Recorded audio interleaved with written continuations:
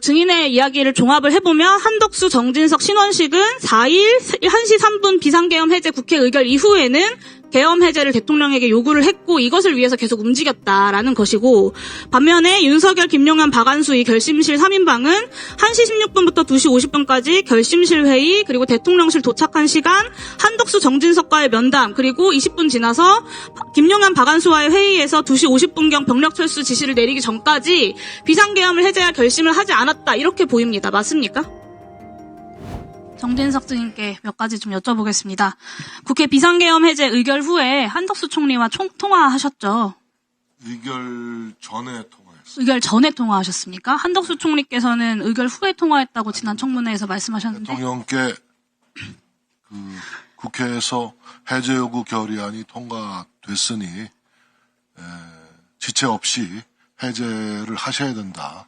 그러기 위해서는 국무회의를 소집해야 된다라고 말씀드렸고. 해제 의결 이후에 한덕수 총리랑 통화를 하셨다는 거잖아요. 국회 의결 이후에. 네, 그죠. 네, 그걸 여쭤본 겁니다. 그 한 총리 말씀대로 빨리 종료를 시키자. 그리고 좀 전에도 말씀하셨지만 즉각 용산 대통령실에 모여서 대통령에게 건의를 하자. 이런 이야기를 하신 거라고 증언을 하셨고, 실제로 빠르게 움직여야 하니 좀 다른 이야기들도 하셨을 것 같은데 추가로 더 이야기 나누신 게 있으십니까? 제가 총리님께 그때 이제 그 1차 국무회의 이후에 다 귀가하신 이후에 새벽 한 2시경 좀 넘어서 전화드린 걸로 기억하는데, 아무튼 제가 총리님께 전화드려서는 계엄 해제를 위한 국무회의를 소집해야 하니 다시 국무위원님들을 좀 소집해서 해주십시오. 빨리 나와주셔야 되겠습니다. 그 말씀을 제가 네. 2시 넘어서 통화하셨다고 하셨는데, 그러면 결심실에 대통령을 데리러 가셨던 것은 통화하기 이전 상황인 겁니까? 그렇습니다. 심지원실에 제가 도착한 게 새벽 1시, 그러니까 1시 46분에 결심실로 가셨고, 네, 그리고 국회 계엄 해제 요구안이 1시 01분에 처리가 됐고. 증인님, 제가 시간이 좀 많지 않아가지고요. 40분경. 제가 여쭤본 것에 대해서 좀 답을 해주시면 좋겠는데, 그럼 결심실로 대통령을 데리러 갔던 건 어떤 이유에서였습니까? 그때 이제 안보실장이 제 사무실에 와서 대통령님이 빵카에 계신데 모시고 오는 것이 좋겠습니다 해서 안보실장과 함께. 직접적으로 해제를 국무회의에서 다뤄야 한다라는 건의하기 위해서 가셨다는 거죠? 네. 대통령이 3분 만에 이제 같이 결심실에서 나와서 대통령실로 곧장 이동한 걸로 보이는데 맞습니까? 맞습니다. 네, 그리고 2시경 상황을 보면 신원식 실장이 박안수 증인한테 전화를 해서 병력 이동 제한을 시키고, 한덕수 총리는 국무회의 소집 문자를 국무위원들에게 발송을 하고, 증인은 대통령을 모시고 입장 전달을 계속 했을 거라고 저는 좀 추측이 돼요. 결심실 이후로 2시 30분 대통령실 들어가기까지 약 40분 정도의 긴 시간이 있었는데, 이때는 계속 계엄 해제를 하셔야 된다라는 말씀을 드린 거죠? 제가 대통령께서 먼저 혼자 결심지원실에 가셨기 때문에 제가 뒤따라. 네, 그러니까 나와서 대통령실 2시 반 들어가실 때까지 어떤 말씀을 나눴냐라는 질문입니다. 대통령 글쎄요, 저는 계속 계엄 해제 요구안이 국회에서 처리된 만큼 지체 없이 국무회의를 열어서 해제하셔야 됩니다. 같은 내용의 말씀을 하셨다는 거고, 박안수 증인이 2시부터 2시 20분까지 신원식 실장과 통화를 했고, 그 직후에 대통령실로 회의가 소집되었다라는 김용현 장관의 말을 듣고 대통령실로 동행을 했다, 이렇게 진술을 했어요, 박안수 증인이. 그러면 이 회의는 정진석 증인이 소집하신 겁니까?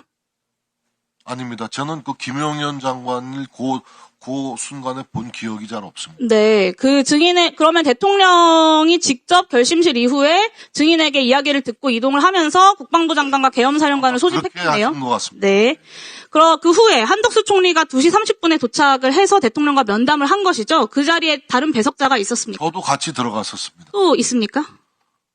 저하고 총리님 모시고 제가 같이 들어가서 또 총리님께서 간곡하게 계엄 해제 바로 하셔야 된다라고 진언을 드렸고, 제가 옆에서 지켜서 같은 취지로 말씀드립니다. 네, 마무리를 해보면, 증인의 이야기를 종합을 해보면, 한덕수, 정진석, 신원식은 4일 1시 3분 비상계엄 해제 국회 의결 이후에는 계엄 해제를 대통령에게 요구를 했고 이것을 위해서 계속 움직였다라는 것이고, 반면에 윤석열, 김용현, 박안수 이 결심실 3인방은 1시 16분부터 2시 50분까지 결심실 회의, 그리고 대통령실 도착한 시간, 한덕수, 정진석과의 면담, 그리고 20분 지나서 김용현, 박안수와의 회의에서 2시 50분경 병력 철수 지시를 내리기 전까지 비상계엄을 해제할 결심을 하지 않았다, 이렇게 보입니다. 맞습니까?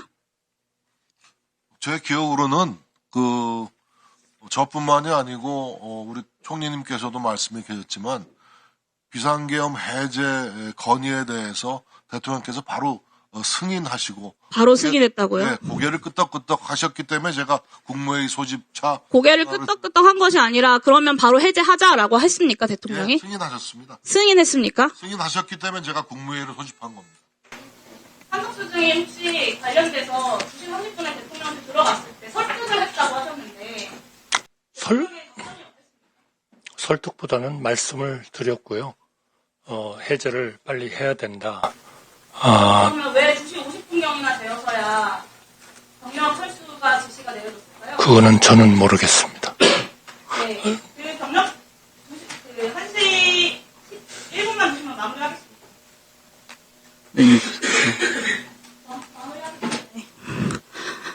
결심실 회의, 그리고 대통령실 도착해서 2시 30분에 면담하고 그 이후에도 바로 승인했다고 하지만 사실은 병력 철수 지시 등이 이어지지 않았습니다. 그러니까 비상계엄 해제를 할 결심을 하지 않고 어떻게 하면 계엄 상황을 지속시켜서 국회와 선관위를 침탈할 수 있나라는 고민을 하고 있었다고 국회에서는 계속 2차 계엄 시도에 대해서 조사할 수밖에 없는 것입니다.